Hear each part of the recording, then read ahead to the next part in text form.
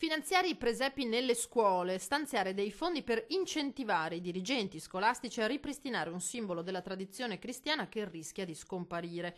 Fa discutere e divide il contenuto della mozione approvata in Consiglio regionale su iniziativa del gruppo Centrodestra Veneto, che la maggioranza ha recepito, rendendosi disponibile a prevedere specifici contributi dal Natale 2018.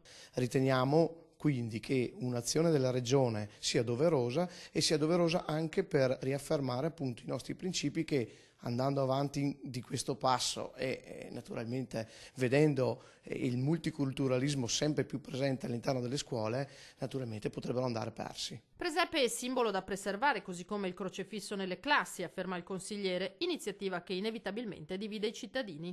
Penso che sia un'ottima iniziativa. Il presepe è qualcosa che classicamente appartiene alla nostra cultura, quindi penso sia una cosa importante e interessante. Io sono d'accordo, poi bisognerebbe anche rispettare forse le altre religioni.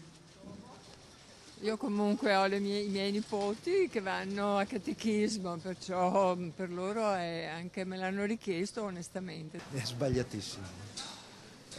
Non ritengo che debba essere accentuato l'aspetto cattolico in contrapposizione al discorso degli stranieri e della religione musulmana. Non è una cosa tanto giusta secondo me, perché sono soldi sprecati. Non serve un presepe nelle scuole, serve più concretezza per altre cose più importanti che del presepio, insomma.